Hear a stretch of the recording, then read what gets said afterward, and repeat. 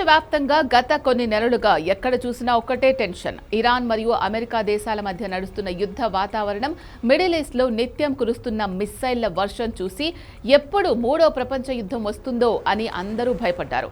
Global మార్కెట్లో crude oil ధరలు ఆకాశాన్ని తాకాయి. పెట్రోల్, డీజిల్ రేట్లు పెరిగిపోయాయి. కానీ సరిగ్గా ఇలాంటి తీవ్ర ఉత్కంఠభరితమైన పరిస్థితుల మధ్య ఇప్పుడు ప్రపంచాన్నంతటినీ ఆశ్చర్యపరిచే ఒక సంచలన బ్రేకింగ్ న్యూస్ బయటకొచ్చింది.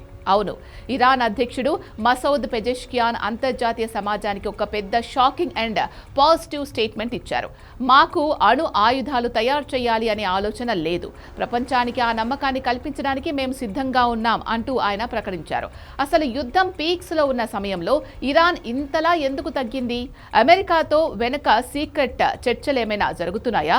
తెర వెనుక డొనాల్డ్ ట్రంప్ నడిపిన మాస్టర్ ప్లాన్ ఏంటి? ఈ 60 రోజుల సీజ్ ఫైర్ ఒప్పందం ఏంటి?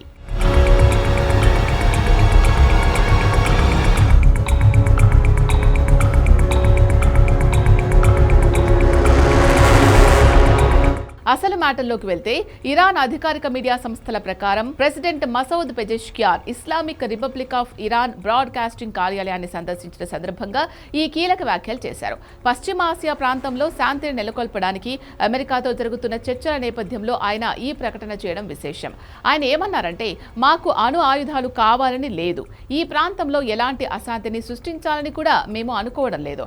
మా అణు కార్యక్రమం పూర్తిగా శాంతియుతమైన అవసరాల కోసమే అని ప్రపంచానికి స్పష్టం చేయడానికి, అవసరమైన హామీలు ఇవ్వడానికి మేము సిద్ధంగా ఉన్నాం అని చెప్పారు. అంతేకాదు, మిడిల్ ఈస్ట్ లో జరుగుతున్న యుద్ధానికి, అశాంతికి ఇరాన్ కారణం కాదని, ప్రతి అవకాశాన్ని వాడుకుంటూ యుద్ధ వాతావరణాన్ని సజీవంగా ఉంచుతున్న ఇజ్రాయెల్ వైఖరి వల్లే ఈ పరిస్థితి వచ్చిందని ఆయన ఆరోపించారు. అయితే ఇక్కడ గమనించాల్సిన విషయం ఏంటి అంటే, ఇరాన్ చర్చలకు సిద్ధమే అయినప్పటికీ దేశ గౌరవ మర్యాదల విషయంలో తమ దేశ రాయబారులు ఎక్కడా రాజీ పడబోరని పెజెష్కియాన్ స్పష్టం చేశారు. ఇరాన్ అధ్యక్షుడు ఇంత ఓపెన్ గా స్టేట్మెంట్ ఇవ్వడం వెనుక చాలా పెద్ద కథే నడుస్తోంది.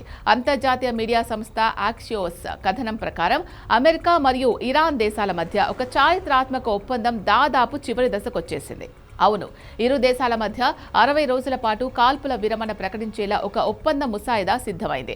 అమెరికాకు చెందిన ఒక సీనియర్ అధికారి తెలిపిన వివరాల ప్రకారం ఈ ఒప్పందం గనుక కుదిరితే ప్రస్తుతం మూసుకుపోయిన అత్యంత కీలకమైన స్ట్రైట్ ఆఫ్ హార్ముజ్ జలసంధిని వెంటనే తెరుస్తారు. దీనివల్ల ఇరాన్ మళ్లీ అంతర్జాతీయ మార్కెట్లో తన ముడి చమురు అమ్ముకోవడానికి వీలవుతుంది. గ్లోబల్ మార్కెట్లో ఆయిల్ సప్లై పెరగడం వల్ల ప్రపంచవ్యాప్తంగా చమురు ధరల ఒత్తిడి తగ్గుతుంది. అంటే మన దేశంలో కూడా పెట్రోల్, డీజిల్ ధరలు తగ్గే అవకాశం ఉంటుంది. ఈ ఒప్పందానికి సంబంధించిన అధికారిక ప్రకటన చాలా త్వరలోనే వచ్చే ఛాన్స్ ఉంది అని అమెరికా వర్గాలు లీక్ ఇచ్చాయి.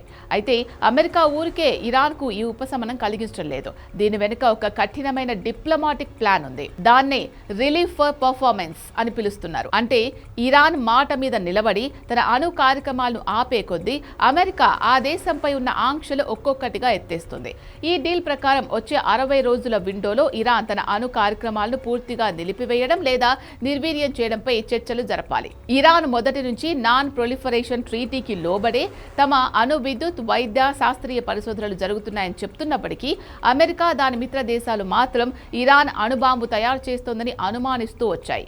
ఇప్పుడు అమెరికా అధ్యక్షుడు డొనాల్డ్ ట్రంప్ మరియు మధ్యవర్తులు నడిపిన దౌత్య నీతి వల్ల ఇరాన్ ఒక మెట్టు దిగొచ్చి అణు ఆయుధాలు వద్దు అనే స్థాయికి వచ్చిందని విశ్లేషకులు భావిస్తున్నారు. ఈ డీల్ గనక సక్సెస్ అయితే జాతీయ, అంతర్జాతీయ స్థాయిలో ట్రంప్ ప్రభుత్వానికి ఇది ఒక అతిపెద్ద దౌత్య విజయంగా నిలుస్తుంది.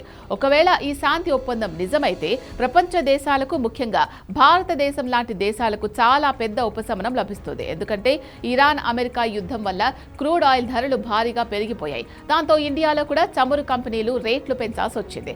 ఈ ఒప్పందంతో అంతర్జాతీయ మార్కెట్ స్థిరపడితే ద్రవ్యోల్బణం తగ్గి నిత్యావసరాల ధరలు అదుపులోకి వస్తాయి. అంతేకాదు, యుద్ధ భయాల వల్ల విపరీతంగా పెరుగుతున్న బంగారం, వెండి ధరల్లో కూడా కొంత స్థిరత్వం వచ్చే అవకాశం ఉంటుంది. స్టాక్ మార్కెట్లు మళ్లీ లాభాల బాట పడతాయి.